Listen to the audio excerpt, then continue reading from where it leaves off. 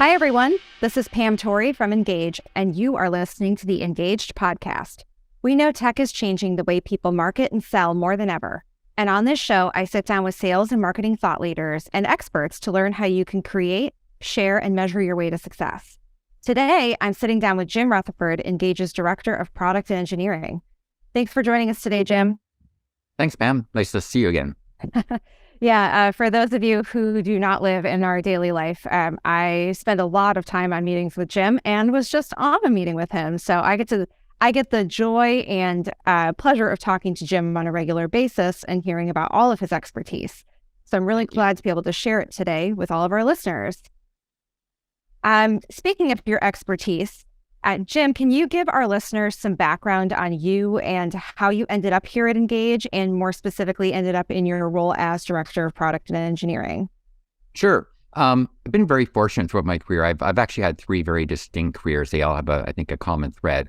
I started in television production, so spent about 10 years working for a small market television station. From there, I went on to teaching at a university, teaching digital media technology. So it's sort of that intersection of or that combination of design and technology, and then finally moved into software development as a software engineer. And I think what's really been a common thread across my career is I really, really enjoy storytelling. I really, really enjoy design, and I really, really enjoy technology. So I found that all of these three distinct careers have really fed into that. I think at one point Steve Jobs had positioned Apple as living on at the intersection of humanities and technology. And I've always felt that's sort of where I've lived as well. And through the past 15 years, working as a independent consultant on software projects, working with large software teams, I've always found myself drawn towards that sort of intersection: design, storytelling, and technology. And about 5 years ago, I had the opportunity to meet the people at Ingage, at the time it was called Scroll Motion. And they were doing some really, really interesting work around design, storytelling, and technology, and really, really felt that I'd be a good fit there. And I joined as an iOS developer. So for the first 3 years at Ingage, I was the senior iOS developer working on our Ingage Presentations iOS app. And then about 2 years ago, moved into a technology leadership role as my predecessor moved on to a new organization, and I stepped in and filled into his shoes, and it's been a blast. We have a really, really great team. I enjoy working with every single person. Lots of really, really great customers. Always an opportunity to have really great product discussions and then build solutions for our customers, which is very rewarding. So, Jim, you have been at the helm of several major paradigm shifts for Ingage, both in the way we do business and also in the way that our customers do business. We've seen a really big shift in the home improvement industry that we primarily service, away from analog options, paper copies, over to a more tech-focused method of doing business. And I wanted to just ask you specifically, what excites you about the way that the tech landscape is changing for businesses, generally across a diverse set of industries, as well as specifically in the market that we serve? Yeah, I think what's really interesting right now is, if you're running a business and you're challenged running a particular part of your business, somebody's created a tool that will help you solve that problem. And I think that's what's really, really interesting and has really been evolving over the past, probably the past decade, but we really see it now. The term software as a service, or SaaS, I think is just a really good indicator of where things are going. Where 15, 20 years ago, we all had Microsoft Windows and maybe a couple of applications that we were running our businesses with. Now there's a tool to help really solve any problem that you're looking to solve, whether it's, lead generation, lead funneling, presentation software, running meetings better, having a Zoom conversation to connect with your colleagues from around the world, or there's so many tools out there that will really solve any problem. I think is really, really exciting. Jim, we're talking about technologies that have been revolutionizing the way that people do business. You're specifically talking about these pain points that companies are experiencing. And I think one of the pain points that our customers experience is that they just don't necessarily know where to start with putting content together. I think that's a struggle for anybody. It's the staring at a blank piece of paper versus starting from somewhere where you're editing. It's harder to create than it is to edit something that already exists. And something you actually introduced me to was the concept of like these chat software. So like Chat GPT, AI tools that can like write for you and can do some different kinds of content creation in that form. I actually had never heard of them until you introduced me to Chat GPT. How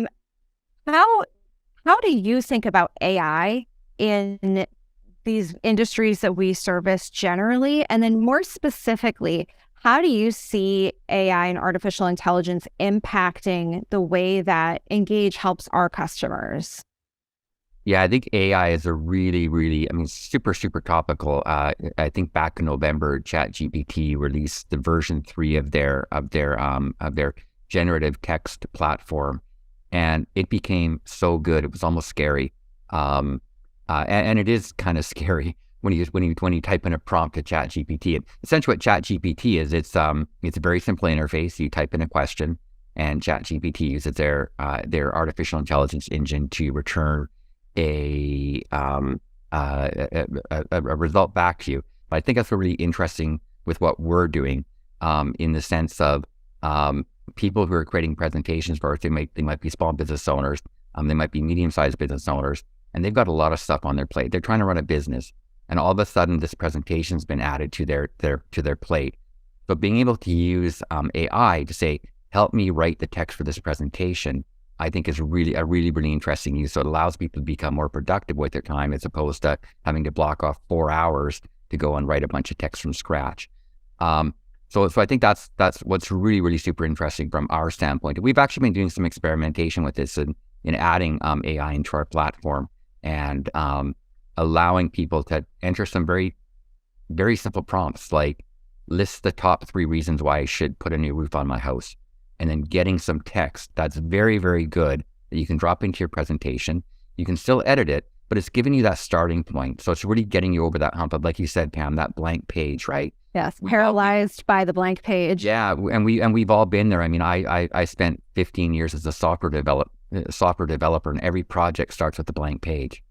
Every project, and getting over that hump to get those first few lines of code written, then the first 100, then the first 1,000, can sometimes be quite monumental. So being able to ask a robot to get you started, I think is fantastic. So I think it's going to be very, very transformative, certainly in our platform, but I think just in general usage. Let's even think about maybe one of our customers who may be running a business for the very first time. They've been a roofing installer for years and years and years, and they haven't had to exercise those muscles around writing and creating content. Giving them the ability to ask them simple questions to build out that content, I think is very powerful. And that content is gonna be grammatically correct. It's gonna be spelled correctly. It's gonna be it's gonna tell a great story. So I think that's really exciting. A sort of up-leveling people with their skills that they might not have or they might not be great at by allowing a robot to help you out. So I think this is very, very exciting. Well, staying on this topic of tech trends and, just looking forward as to what's happening within both our industry that we live in, which is technology and software, and then the industry our customers live in, which is more home improvement, remodeling. We constantly hear the word tech stack, the term tech stack. And I think it has a different meaning depending on where you're looking at it. Is the tech stack really the customer focused tech stack, or is it the tech stack that enables your team to do its job? Your team to be able to really function on a daily basis. And on an earlier episode of this podcast, I was talking with Dean about some of the really crucial technologies that our customers need to have in order to just talk to their customers, their B2C environment. I'm curious, Jim, since you manage a lot of our internal systems here at Ingage and you're really focused on helping to enable our team to do their job, what are some of the crucial elements that you think every business should have in their tech stack to really enable their teams to do their best work? Yeah, I think it's important to sort of take a step back and sort of going back to what I said earlier about if your business has a pain point, there's likely a piece of software that will solve that problem for you. So I think really sitting down and saying, like where are we experiencing pain within our current business, and then going out and looking for technology solutions that might help you solve that problem. Whether it's networking with your, if you have a local business group that you attend, or you have maybe a group that you get together with like-minded business owners talking about current trends and technologies. Really sitting down and saying, hey, I'm having a problem with this part of my business. Have you found any tools that might solve that particular problem? And then dropping in and evaluating those. I think a tech stack means a lot to a lot of people. And I know when I first heard the term tech stack, it was always referred to the tools that we use to build software. So as an engineer, it would be computer languages, it would be the environments that we use to create code and publish code and get in the hands of users. I think for a business, I think it's very all encompassing nowadays, especially with the introduction of remote work. I think with remote work, I think the tech stack has become even more important to enable people to connect and communicate, whether it be internal communication or external communication. And I think there's also those tools that are used just to run your day-to-day business. So Pam, managing a pipeline of new business, funnels, assigning leads to sales reps. I think there's great solutions out there that enable your team to work more efficiently and more effectively. So certainly, I think that's a really good place to start is by kind of analyzing your current workflows, identifying those pain points, and then looking for those tools that can help you solve those problems. So Jim, you mentioned that you recommend, talking to your peers or other people who are in your area and getting some suggestions on technologies to look at. How would you recommend that sales leaders or business owners go about actually evaluating that technology to make a decision? So let's say, for example, you're a mid-sized home remodeler and you really need a real CRM that actually functions for your business. You go and talk to some people in your roundtable group that you're part of. They give you 2 or 3 recommendations. How do you, as a technology leader, recommend people evaluate those options?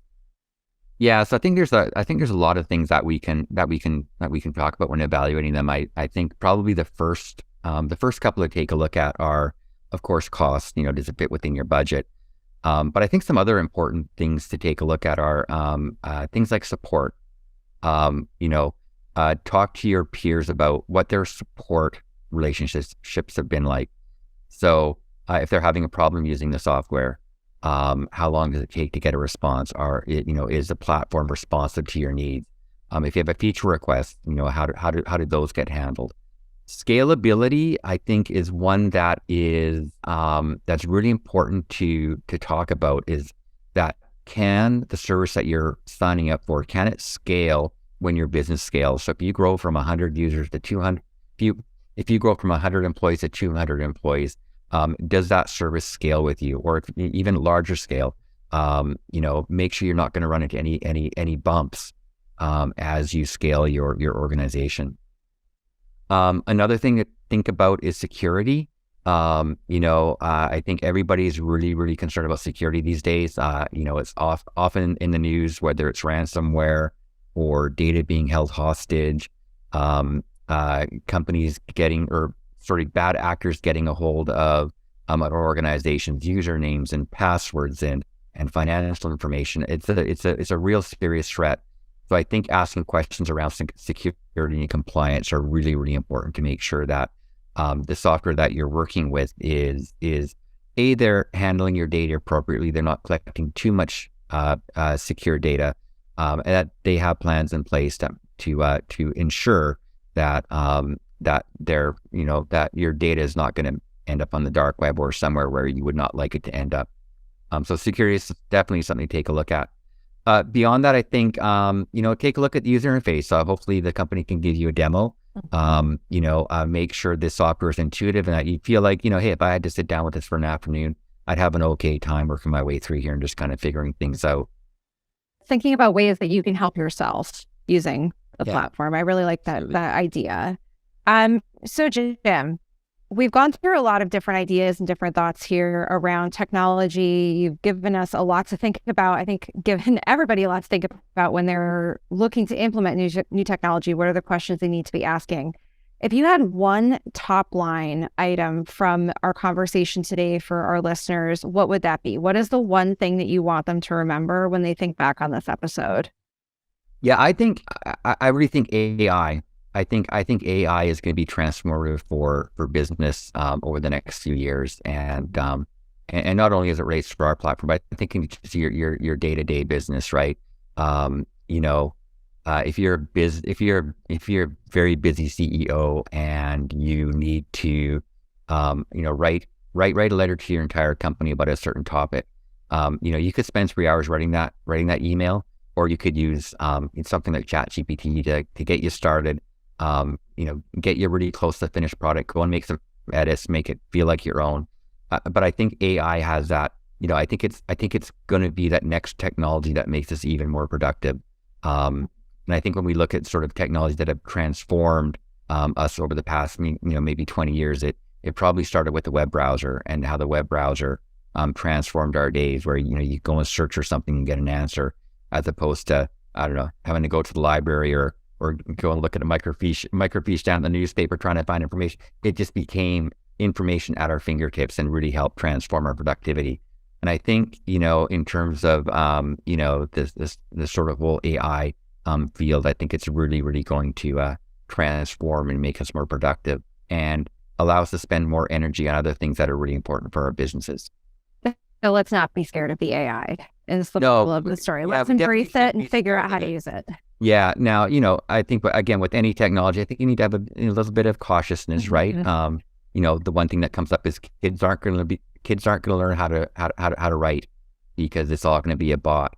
And there's probably some fears there. But I remember when I was in high school, we weren't allowed to use calculators. And now for my son to even get into high school, he needed to have like a $400 graphing calculator. But that just goes to the productivity. What they're teaching my son in grade 12 calculus was not what I was learning in grade 12 algebra, because they're using technology as a tool to make them more productive so that they can learn more things. Helps us get to the way of the future. Absolutely. So, well, thank you, Jim, for joining us today. I think you gave our listeners a lot of things to think about, and definitely a different conversation than the ones we've had prior. So I love that we're able to offer our listeners something that's a little bit more tech focused, more focused on like what's coming for us, what in technology's name is coming for us. So thanks. Awesome. Jim. Yeah. And always happy to connect with customers. So if you have technology questions, by all means, reach out, and happy to have that conversation and to find out how we can build a better technology platform at Ingage as well. Wonderful. Well, thanks for listening to the Ingaged podcast. Be sure to visit ingage.io for more information on how to create, share, and measure your way to success. If you love the Ingaged podcast, we'd love for you to subscribe, rate, and review us wherever you listen to podcasts. Until next time.